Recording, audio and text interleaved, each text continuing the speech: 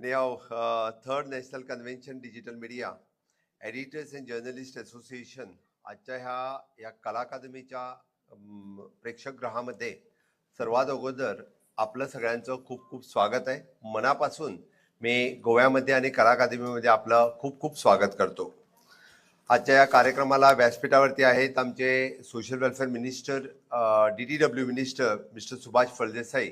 मी फक्त त्यांची खासियत सांगतो आणि नंतर पुढे बोलतो.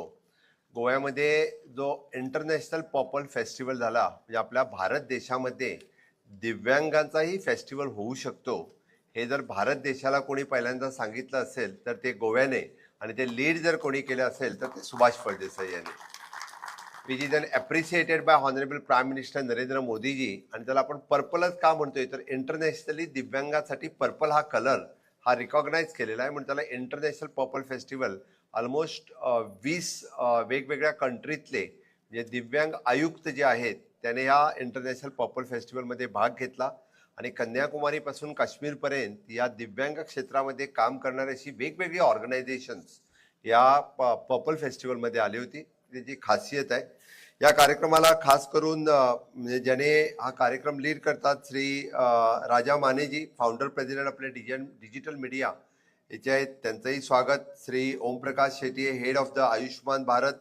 श्री रामकृष्ण वेताळ, state president of the BJP किसान मोर्चा. आणि व्यासपीठावरती असलेले बाकी मान्यवर, समोर असलेले विशेष करून महाराष्ट्र, कर्नाटक, गुजरात आणि तमिळनाडू या ठिकाणी वेगवेगळ्या ठिकाणीहून आलेले वेगवेगळे डिजिटल मीडियाचे हेड, आणि विशेष करून आमचे मित्र श्री अनिल पाटील जे गोवा हेड आहेत, त्यांनी मुद्दामून या कार्यक्रमाला मला या ठिकाणी बोलवलं आणि मला या कार्यक्रमाला यायला थोडासा उशीर झाला, त्याबद्दलही मी दिलगिरी व्यक्त करतो.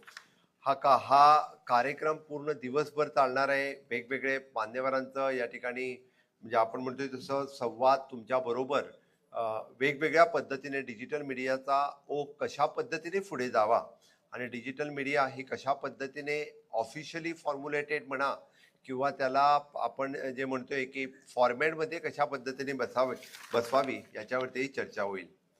आपण सगळ्यात अगोदर म्हणतोय की डिजिटल युग म्हणा किंवा डिजिटल इंडिया ही सुरू जर कोणी केली असेल तर ते honourable prime minister Narendra Modiji. त्यामुळे तुम्ही आत्ता जे सांगितलं की डिजिटल मीडिया ही त्यांच्यापर्यंत पोहोचवण्याचं काम तुम्ही माझ्यावरती सोपवलेलं आहे. मी नक्कीच म्हणजे हा विषय म्हणजे प्रधानमंत्री नरेंद्र मोदीजी आणि central minister for the information and broadcasting ह्यांच्यापर्यंत ह्याच्यासाठी खास पत्र लिहीन आणि तुमचे सगळे विषय जे आहे हे त्यांच्यापर्यंत पोचवेल.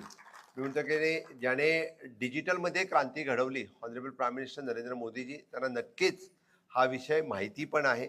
फक्त तो विषय त्यांच्या डोळ्यासमोर आणून तो फॉर्म्युलेट करण्याची गरज आहे. आतापर्यंत आपण बघतोय की सुरुवातीला पत्रकारिता, त्यानंतर रेडिओ आणि त्यानंतर टेलिव्हिजन मीडिया, आणि आता त्याच्यानंतर कोविड नंतर ज्याला बूम जर कोणी दिला असेल तर तो डिजिटल मीडियाने. म्हणजे कोविडच्या काळात सगळ्यात मोठ्या प्रमाणामध्ये लोकांमध्ये पोचण्याचं काम जर कोणी केलं असेल तर ते डिजिटल मीडियाने केलं. आणि आपण म्हणजे त्यांना एकत्र श्री राजा मानेजी यांनी त्यांना एकत्र आणून पूर्ण देशभर त्यांना एक व्यासपीठ मिळवून देण्याचं, असोसिएशन करण्याचं काम केलं.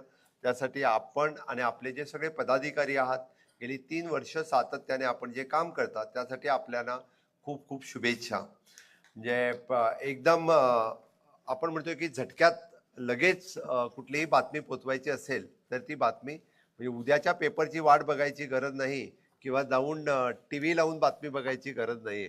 हातात असलेल्या मोबाईलवरती तुमच्या डिजिटल मीडियाच्यामुळे लगेच आपण आहे त्या ठिकाणी बातमी आपल्यापर्यंत पोचतो. आपण जर बघतोय तर की ह्याचे फायदे पण आहेत आणि ह्याचे तोटे पण आहेत म्हणजे बरेच. त्यामुळे मी तर म्हणेन की वेगवेगळ्या योजना किंवा वेगवेगळी कामं ही पण आपण खूप मोठ्या प्रमाणामध्ये आत्ताच्या झेनझीला कळायला लागलीत. तसं बघितले तर झेनझी कुठलाही पेपर वाचत नाही आहेत आणि त्या TV पण बघत नाही आहेत.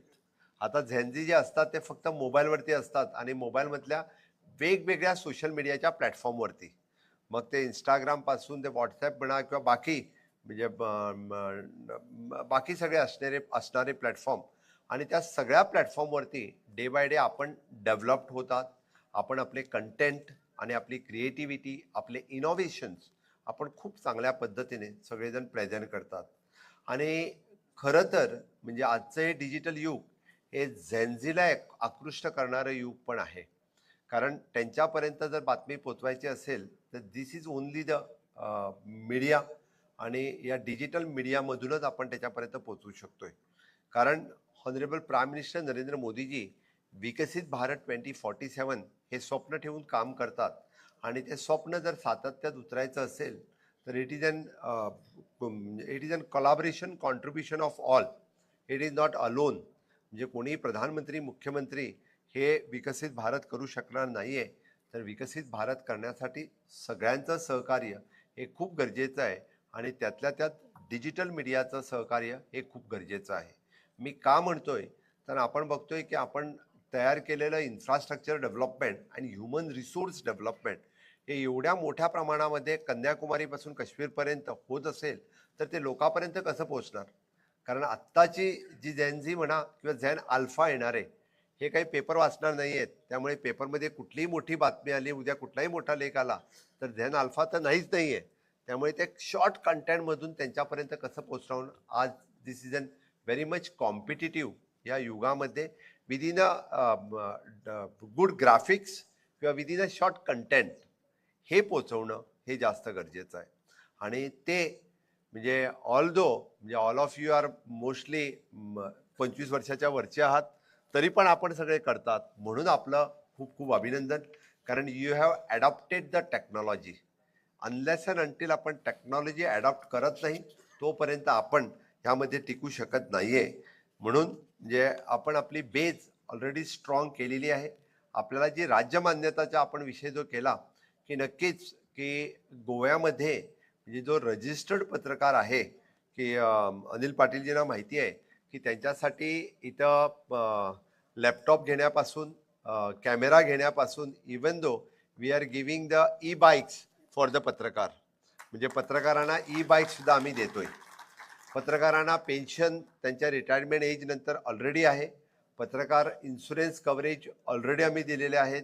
पत्रकारांना राजधानीमध्ये राहण्यासाठी त्यांना पत्रकारांसाठी वेगळा फ्लॅट कॉलनी ही पत्रकारांची वेगळी आहे.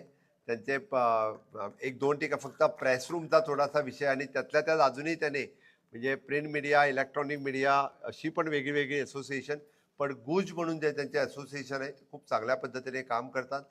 दरवर्षी असे चांगले जे पत्रकार आहेत त्यांचं फेलिसिटेशन आणि दरवर्षीच्या बजेटमध्ये त्यांचा डिमांड पास केल्याशिवाय बजेट पासच होत नाही असं म्हटले तरी चालेल की त्यांचा डिमांड हा पहिला चांगल्या पद्धतीने इट इज ऑलवेज म्हणजे इट इज अन अपग्रेडेड म्हणायला काही हरकत नाही. पण of course we give due respect for all the patrakars. त्यांना सांगून they are also plays the very important and crucial roles in our state in whole the nation असं म्हणेन मी. पण गोव्यामध्ये सदोदित पत्रकारांचा सन्मान मान जे कोणी करत नसेल तर मला वाटतं त्यांनाच त्यांच्याबद्दल मी काही बोलत नाहीये. पण ऑफकोर्स म्हणजे लोकशाहीतल्या 4थ्या स्तंभाला हा आदरपूर्वक गोव्याच्या सरकारने त्यांचा सन्मान मान ऑलवेज केलेला आहे. यापुढेही मी म्हणेन की एखाद्या प्रकारचा एक चांगला व्हॉइस क्रिएट करण्याचा काम हा डिजिटल मीडियाने केलेला आहे. म्हणजे एवढ्या इलेक्ट्रॉनिक चॅनल असून सुद्धाही म्हणजे डिजिटल मीडियाचा एक वेगळा आवाज आज आपल्याला ऐकायला मिळतोय आणि दॅट इज अजूनही पुढे तो जास्त खूप मोठ्या प्रमाणामध्ये ग्रो होईल. फक्त एवढंच आहे की माननीय मंत्रीजी सुभाष फळदेसाई यांनी सांगितल्याप्रमाणे हे सगळं होत असताना म्हणजे इट इज अन ड्युटीज आणि रिस्पॉन्सिबिलिटीज हे सांभाळणं खूप गरजेचं आहे. घाईघाईमध्ये कुठलीही बातमी ती चुकीची जाऊ नये आणि ते कुणाची इमेज म्हणजे एखाद्या माणसाला स्वतःची इमेज क्रिएट करण्यासाठी वर्षानुवर्ष लागतात. म्हणजे आपण म्हणतोय की राजकारणामध्ये सुद्धा 10-10 वर्षानंतर एखाद्याची इमेज तयार होते. पण आपल्या एखाद्या न्यूजमुळे त्याची इमेज कम्प्लिटली संपून जाऊ शकते. त्यामुळे you want to verify the each and everything आणि त्याशिवाय म्हणजे कोणाच्याही इमेजला धक्का लागू नये याची काळजी आपण सगळ्यांनी घ्यावी असं मला वाटतं. नक्कीच आपली डिजिटल मीडियासुद्धा रिसर्च ओरिएंटेड असावी. It should be the research oriented. There should be the proof. Okay, आपण म्हणतोय की without proof it should not be there. There are so many things म्हणजे इट इज देअर पण ते लोकांसमोर आणणं फार गरजेचं आहे आणि ऑलवेज इतिहासही लोकांसमोर यावा यासाठीही आपला प्रयत्न असावा. ज्या पद्धतीने म्हणतो आपण इनोव्हेशन आणि टेक्नॉलॉजी याच्या गोष्टी करतोय, त्यावेळी मागचा इतिहास हा लोकांना समजावा, हाही तेवढाच गरजेचा असतोय. आणि त्यामुळेच आपण ह्या सगळ्या ह्याच्यामध्ये म्हणजे टेक्नॉलॉजी आणि फ्युचर जर्नलिझमसाठी आपण सगळेजण वापर करत असाल असं मी म्हणेन. आणि पुनश्च जाताना एकदा की माझ्या हस्ते आज महाराष्ट्रातील आणि गोव्यातील बऱ्याच लोकांचा सत्कार केला. विशेष करून म्हणजे no doubt it is appreciated. महाराष्ट्रातील विशेष बीड, बार्शी या ठिकाणी वेगवेगळ्या महाराष्ट्रातल्या ग्रामीण भागातून सरपंचापासून या वेगवेगळ्या क्षेत्रामध्ये काम करणारे कित्येक जण या ठिकाणी आला आहात. आपलं काम हे खूप मोठं आहे, आपलं काम हे खूप प्रेरणादायी आहे आणि अशाच पद्धतीचं काम हे एखाद्या राज्याला नाही देशालाही अपेक्षा आहे. मला वाटते तुमची प्रेरणा घेऊन इतरही लोक हे काम वेगवेगळ्या राज्यामध्ये सुरू करेल, कारण ह्यानेच आपला देश हा विकसित भारत होऊ शकतोय. म्हणून मी पहिलाच म्हटलं की विकसित भारत करण्याचं काम हे फक्त मोदीजींचं नाही आहे. विकसित भारत करण्याचं काम हे आपलं सगळ्यांचं मिळून आहे. आणि मला खात्री आहे की डिजिटल मीडियातले माझे सगळे मित्र हे मोदीजींचा विकसित भारत 2047 नक्कीच करणार आहात. आणि विकसित भारत झाल्यानंतर माझ्यातर्फे तुम्हा सगळ्यांना निमंत्रण गोव्यामध्ये आहे. मी नक्कीच त्यावेळी राजा माने साहेब अशाच पद्धतीचं अधिवेशन घडवून आणा.